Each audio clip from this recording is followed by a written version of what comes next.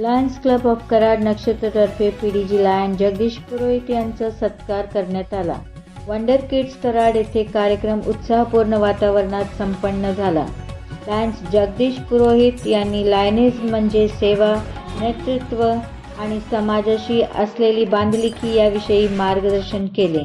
तसेच दीर्घकालीन समाज उपयोगी परमनंट प्रोजेक्ट कसे उभे करावेत याबाबत सखोल व प्रेरणादायी माहिती दिली. कार्यक्रम अत्यंत ज्ञानवर्धक व मार्गदर्शक ठरला. द न्यूज भारत 24 संपादिका विद्या मोरे, कराड.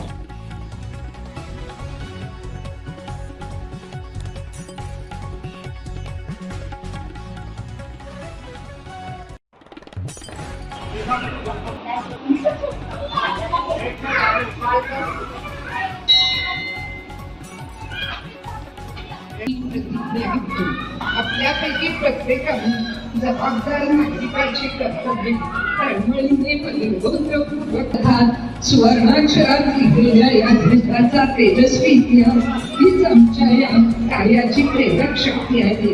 आम्ही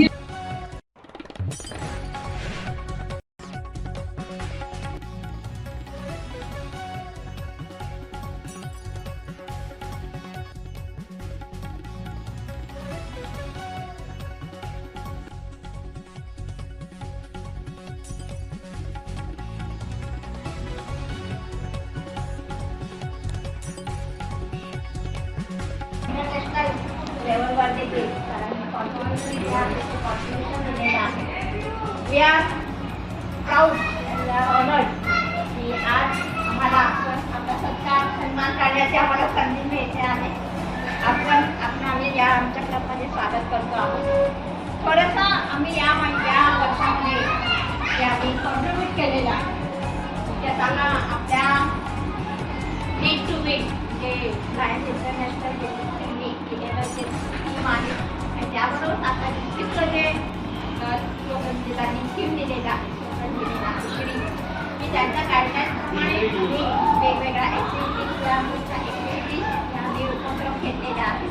फक्त not only for the state आम्ही our district governor, District 3234 in 2015 and 16, leaving behind a legacy of excellence and impactful leadership.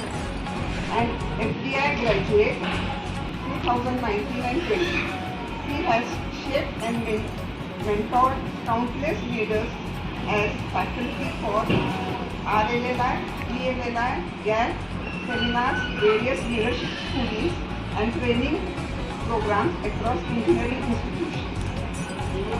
He is a highly passionate, motivational speaker. He has successfully conducted 248 club installations, 102 inductions, and 97 orientations, energizing and empowering members across platforms.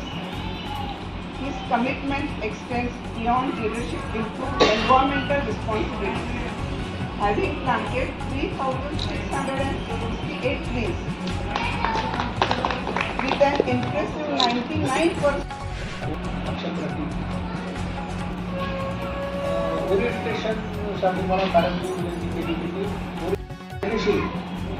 तर मला असं वाटतं की orientation म्हणजे शेवटी Lions international या संघटनेमध्ये आपण सदस्य आहोत. तर त्या संघटनेबद्दल आपल्याला कितपत नॉलेज आहे, किती काही गोष्टी आपल्याला किती माहिती आहे, कमी माहिती असतील तर त्या अजून ॲडिशनल कुठल्या गोष्टी आहेत.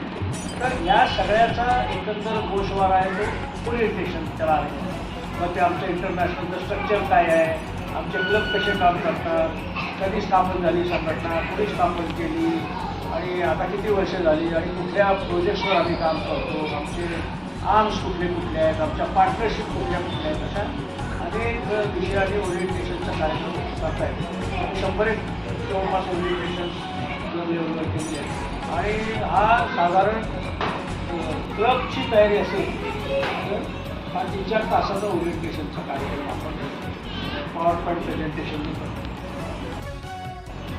असं आम्ही म्हणतो. म्हणजे संघटना क्लबची, ही संघटना कुठल्या इंडिव्हिज्युअलची नाही. तुम्ही इंडिव्हिज्युअल उद्या काहीतरी लायन मेंबरवरून खेळायला लागला आणि तुम्ही कुठल्याच क्लबच्या सदस्य नसाल तर तुम्हाला काहीही या संघटनेमध्ये व्हॅल्यू नाही.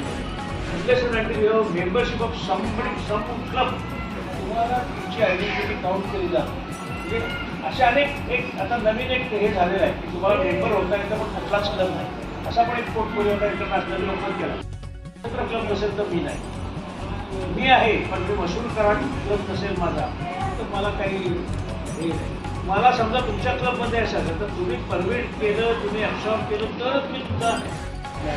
मग डायव्हर्सिटी आणि याच्यावर आम्ही बोलतो. मग कोण वकील आहे तर आपल्याकडे एक वकील असला तर दुसरा वकीलपेक्षा दुसरा चार्टर्ड अकाउंटंट घ्यावा.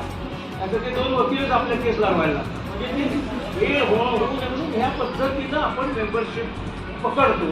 आणि उद्देश असा असतो मेंबर हा करून क्लबला आणि मी टेमर होतो, चार्टर टेमर असा माझ्या क्लबमधला हे होतो. आणि तो जेव्हा क्लब मी अध्यक्ष झाला पहिला की त्याचं पहिलं वर्ष संपलं की त्याचा क्लब सोडला.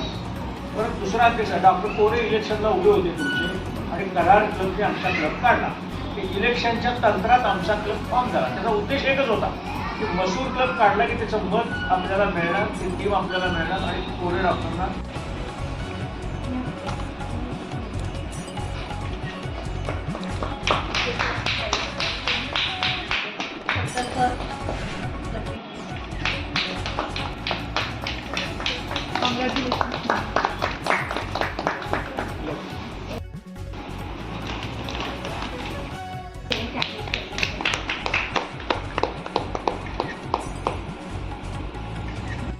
Welcome to MJF family.